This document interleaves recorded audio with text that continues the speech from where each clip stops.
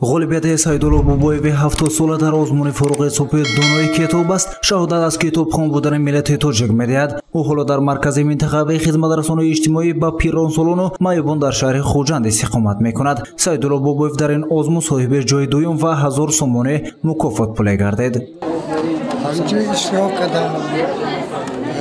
در چند تاهای خواندم، درآمد کردم. جای دیگه چیز خوندی؟ چی خبر خوندم، مدرینکه خوندم،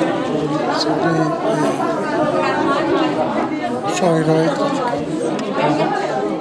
سنه‌های 24-25 ایول سال روان دوره انتخابی آزمون فروغ صبح دانای کتاب است گذرانیده شد. در آن زیاده از 500 نفر نامنویس گردیده امکان اشتراک در این آزمون را پیدا نمودند. با گفته جورزاده نبی عبدالله سرمتخصص بخش فرهنگی مقامات اجرای حکومت دولت شهر خوجند سال روان از حساب طالب علمان مؤسسه‌های تعلیمی و دانشجویان مکاتب‌های عالی و کالج‌ها شماره اشتراکشون آزمون از هر سال دیده زیاد به قید گرفته شده است. جای‌های یکم 1500 سومانی، جای دیو 1000 سومانی و جای سوم 700 سومانی. یک چیز رو گفتنی هستم که امسال نسبت سال گذشته خودی مقداران جایها یعنی که مکافاتات زیادتر می‌باشد. از مقدار 500 نفر اشتراک کنندگان دور شهری 31 نفر صاحب جایهای یکم، دوم، سوم و 1 نفر صاحب شاه جایزه گردیده غالبان قدردان شدند. مکافات پول شاه جایزه آزمون فروغ صبح دانای کتاب است در دور شهری 3000 سومانه را تشکیل می‌دهد.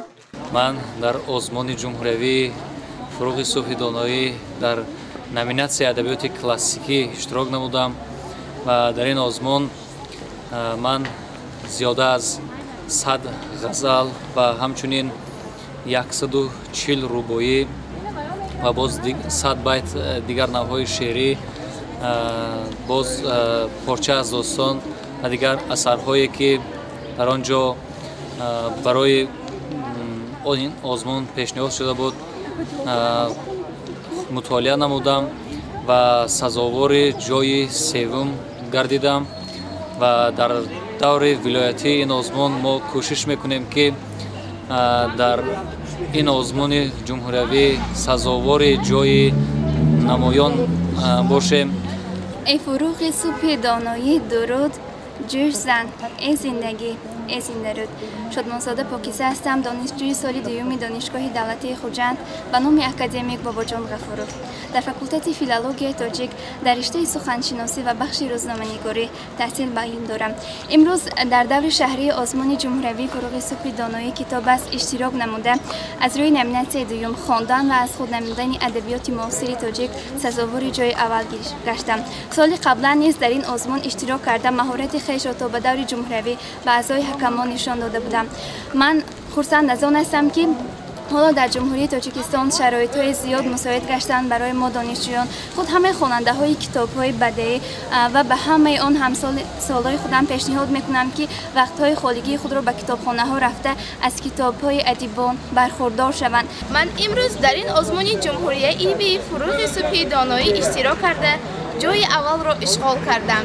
من منتداری خود را به اساسگذاری صلح و وحدت ملی پیشوای معظم ملت جناب عالی محترم امام علی رحمان رسانیده به آن کس وعده می‌دهم که مؤسسه را با بهای خوب و اعلا تحصیل نموده و دانشگاه دولتی درآمده تاجیکستان عزیزمان را پرچمش را بالا می‌بردارم. آزمون جمهوری فروغ صبح دانای کتاب است تحت سرپرستی پرزیدنت جمهوری تاجیکستان به مناسبت سزاوار پیشواز گرفتن جشن 30 سالگی استقلالیت دولت جمهوری تاجیکستان برگزار گردیده شده است. آزمون با مقصد بلند برداشتن ذوق کتابخوانی، دریافت چهره‌های نو سخنوری و سخندان، ارج گذاشتن به ارزش‌های ملی و فرهنگی، انکشاف قابلیت ایجاد ذهنی، بایگردانیدن ذخیره لغوی و فعال گردانی دایره زباندانی میان قشرهای مختلف جامعه از جمله خوانندگان دانشجویان همه زینه‌های تحصیلات و شهروندان کشور میباشد. قهرمان 70 ساله گزارش ما نیز سیدالله بابایو مقصد دارد تا به دوره جمهوری برآمده سزاوار جای نمایان گردد. گزارش سید مختار سید انور، نعیم جان ایوبов برای برنامه اطلاعاتی خبر.